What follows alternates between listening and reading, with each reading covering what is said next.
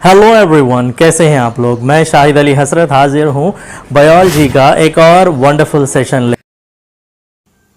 हवाबाश और गैर हवाबाश तनफ़ुस या aerobic and anaerobic respiration objectives. इस वीडियो के अख्ताम पर आप हवाबाश और गैर हवाबाश तनफ़ुस के दरमियान फ़र्क बयान करेंगे।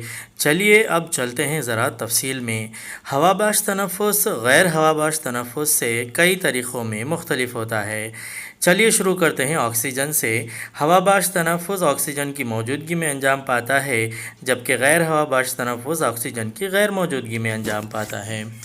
द एंड प्रोडक्ट्स या अख्तामी मुहासिल। हवाबाश तनफ़ुस के अख्ताम पर कार्बन डाइऑक्साइड और पानी हासिल होते हैं, जबकि गैर हवाबाश तनफ़ुस के अख्तामी मुहासिल कार्बन डाइऑक्साइड, लैक्टिक एसिड या अल्कोहल होते हैं।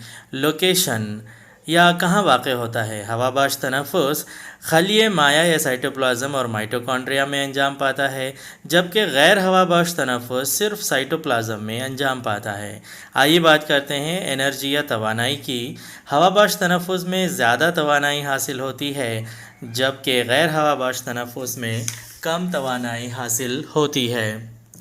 वक़ू पज़ीरी या अक्रेंस।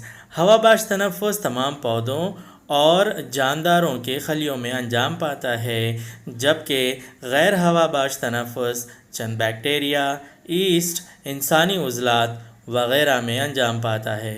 इस तरह से हवाबाश तनफ़ुस गैर हवाबाश तनफ़ुस से कई तरीक़ों में मुख्तलिफ होता है।